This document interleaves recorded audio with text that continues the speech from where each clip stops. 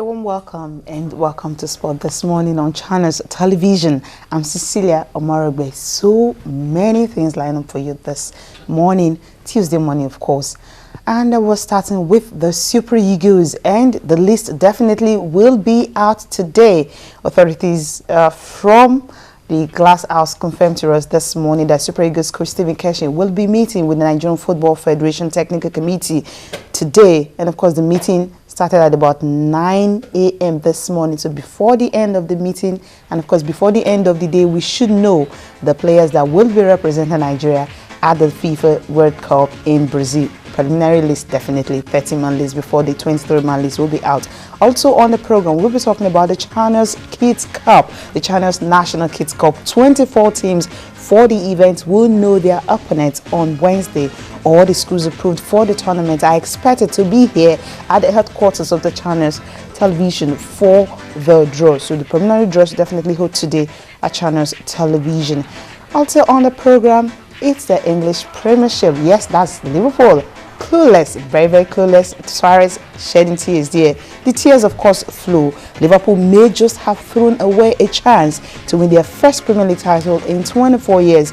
On the 9th, Luis Suarez actually joined the exclusive club of 31. He has scored 31 goals this season in 32 matches. A good one for him because he did not actually start the season with the club because he was suspended. But on the night he actually joined that exclusive club or elite club, so to speak. Liverpool, well, practically thrown away their chance of winning a Premier League title. And also on the program, we're talking about this young lady, Batacha, who lost her life on Sunday at the age of 30. She died of liver cancer. More tribute for her from Karina Wijnaki to Sam Storsa. All of them saying they will definitely miss her leaving the stage so early. You join me and Tayo for these and more after this report put together by Austin Okon-Akman on the Channels National Kids Cup.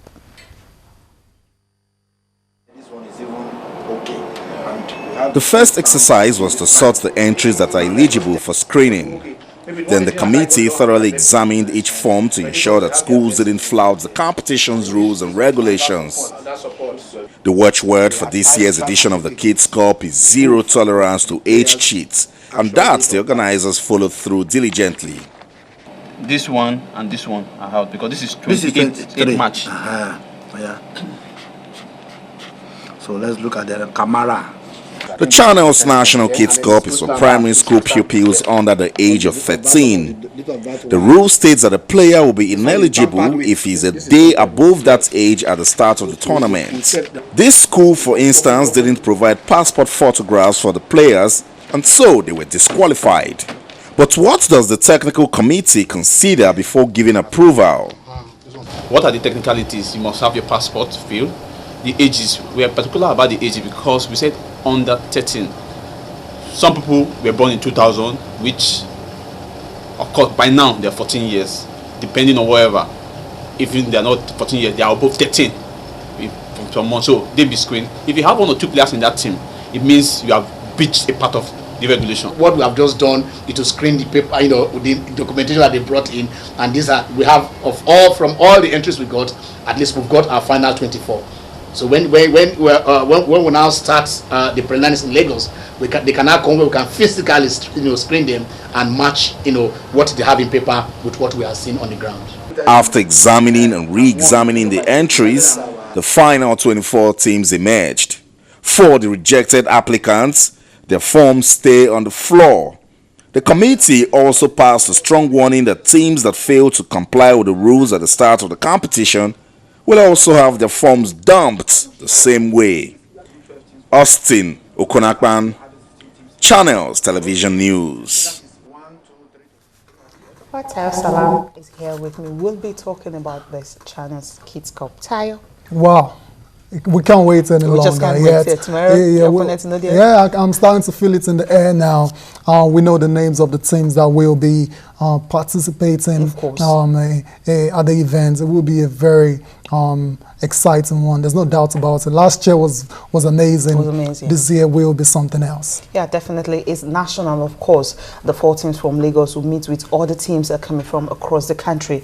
And of course, that's when, before you know who will definitely get to the finals. Now, okay, before we just actually show what you'll be expecting, that's the teams that are participating, the 24 teams. We just take a look at what we have here on the screen. Feedback mechanism, of course, you can use any of the social media to actually reach us on Channels Television. Most of the things we're discussing, we talked about on the introduction. I talked about the Super Eagles list. Well, we keep saying it. Those you want to be on the list, you can also tweet at us and tell us the players we actually want to see on that particular list.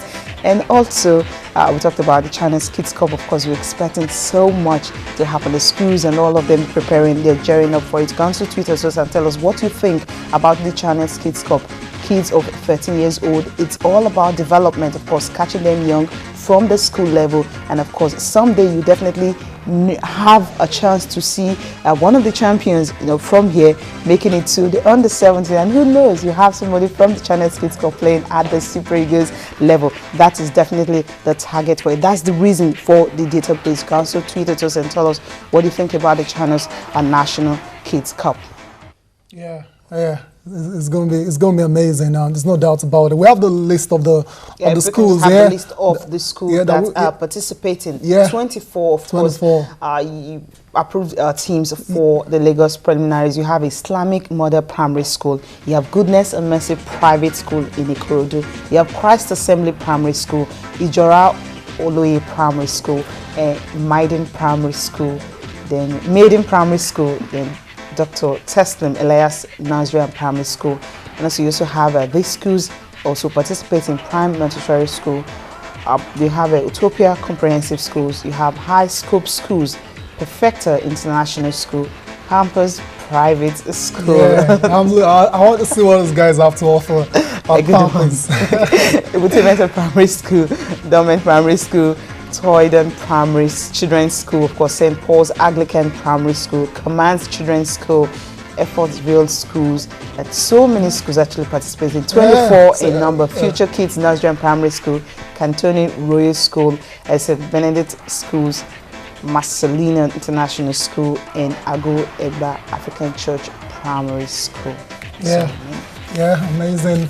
I'm looking forward to Pampers. I'm looking forward to seeing what Command would do as well. Command expects those guys will be very disciplined on the field of play. And one thing the organizing committee has tried to do this time around, they've been doing it all this while as well in previous editions. We're trying to ensure that the right set of players actually take part in this competition. It's an age grade event, and no room for cheating at all. It's zero tolerance for cheating. So the Nigerians can be rest assured that the kids that will participate at this particular event will be of the right age. Okay, the Lagos preliminaries matches will start from the 13th to 15th. And of course, the final is Children's National Day, which is a day for the kids. Of course, we will be celebrating them with the China's National Kids Cup. Yeah. Okay, going on the program, we'll straight to what is happening with the Super Eagles list. Of course, remember 2 weeks ago, right? We talked about the list we expected, but Stephen Keshin had to convince the NFF that, well, he needs to contact the players, and of course, he has definitely done that. And currently, the meeting is ongoing. So before the end of the day, we will know the players that will be representing Nigeria at the FIFA World Cup in Brazil starting June. It's going to be a 30-mile list, and from that 30, we're prone to 23. And of course, so many players. Some names have been thrown up. Sazo Demige is unsung. Ikeuchi, of course, is being unsung. And so many other players. Vincent Nyama, remember, actually kept a clean sheet for a very, very long time. He'll definitely be Super Eagles and #1 man when the list is released. There's no doubt about that. Vincent Nyama. We know. Let's say about 70 to 80% of what this team will look like. The likes of Mikel Obi, Onazi, Ichejile, they will all be there. Ife Ambrose, Obuabana, Omero, Right, that's pretty much the list. So Okay. I don't understand what this drama and this anxious wait is all about. We've been waiting forever now, but like I always say, the deadline is fast approaching. Yes, of course, it's going to be May 13th, right? May 13th, May 13th, and of course, maybe the list might be sent on May 12th, definitely. But definitely. for now, this will be the last time they will meet, so they need to look at the list and see the players that will be in, the players that will be out. And of course, Stephen Keshi have actually come out to say that he has not been twisted. That's the word he used, that the NFF is not imposing any player at all on him. So he has been given that free hand to operate and pick the players he wants for the World Cup. Of course, the NFF president, Aminu Megre, also come out to say that he cannot dictate for him because he is the coach. He's a proven coach. He's experienced. So there's no way the Nigerian Football Federation would dictate the players he will take to the World Cup. Because whatever happens, all blames will be the box stops. The box stops as at Stephen Keshi's table, and that's the way it's done all over the world, really. But then the official reason for this delay is that they're trying to make further consultations. I don't know who they've been consulting. I don't know. We don't know who they've been consulting with so far, but that's the official reason. I just hope that Stephen Keshi has truly been left to pick his players. That's what he said. He has come to say that he has been left to pick his players. If that's the case, then he will definitely, listen to suggestions and all that. And he feels that if these players are okay, so these players that the names have been mentioned, he will need to see the players play and consult with them and see how good they will be for the World Cup. It's not just all about you having just one moment of shine, let me use that word, one moment of brilliance, and after coming into the squad, and when at the biggest stage, he flopped. No man is an island of knowledge, really. So Keshi, despite the fact that he's the boss, he's the main man. Has to listen to suggestions as well too from the NFF, from the NFF technical committee as well too. By the end of the day, he has to have the final say. And we see other countries already coming out with their list. Yesterday, one of our Group F rivals, Bosnia Herzegovina. We're seeing the team already, and we know, okay, Dzeko is going to be there. Of course. Vidal Ibisevic is going to be there as well. So those two strikers, I hope the Super Eagles technical crew, I hope they've not been sleeping, because the scouting reports on all these players should be out now. That's what is necessary. Exactly. That's what they should be working on, and not thinking of who is going and who is not. So that should be left for the coach. That's what is being paid for. Why they should focus on, scouting and checking out the players who will be facing at the World Cup. Modern day football is something else now. It's easy. You can go to the internet, get them the training, get their play, and monitor some of these players across the globe, and get feedback. So I hope they've been doing that. That's all we can say. They've been doing that. I'm sure. I'm sure they've been doing that. Okay, from the NFF list now, moving on to AFN, of course, the Athletics Federation of Nigeria. The Golden League, the third phase, is moving to Akure in Ondo State. Of course, it will be held this weekend. It will be taking place this weekend. The first two phases, one was actually in Ilorin, and one was in Abuja. The second one was in Ilorin, and according to the AFN technical officer Yusuf Ali, he expects more performance at this particular stage, because if you check, most of the foreign-based athletes and even the athletes are not around. So it's now left for the home-based athletes and also the upcoming ones, the junior ones, like the likes of Oduduru Divine, and all those other S.A. Brume, Ekerele or Menzo actually made their mark in Ukraine last year, for them to see how they can get their hands on that 2 million naira prize money. That is the target. It will definitely be tougher because you're having so many of them, struggling for that. Remember last year it was the likes of Blessing Kagba, who went away with it another 2 years ago also. But definitely this year it will be for the home athlete, because so many competitions are going and ongoing. The IWF World Challenge meet, Blessing was there, where she came first in the 100 meters, although she didn't need to compete with the likes of her midget friend. Our cute world champion, multiple world and Olympic champion, Fraser Price. And Kamilita Jetta, and even Veronica Campbell-Branch, they need to compete with those ones, because they competed in the 200 meters. She was in the 100 meters, and she posted a time of 11.19 seconds. A huge one for her. Good one. It's good to see Blessing start the season off in winning style. There's nothing better than that, really. And hopefully, as she continues her preparation towards the Commonwealth Games, and she will be the Niger. I don't want to say that Nigeria's only gold medal. No, it can be, because with this Golden League, there's ongoing everywhere. Yeah. I mean, athletes are really competing. I mean, most of them are posting incredible results. Yeah, With that incredible result, I think they can channel that to the Commonwealth Games. Come on, it's a bigger stage. It's a bigger stage. So whatever, it's still a good one. Whatever they're able to achieve on the home front in terms of these Golden Leagues, meetings and everything. But on the big stage, we know it's a different ball game entirely. It's really bigger. Okay, we'll just go for a break now with this.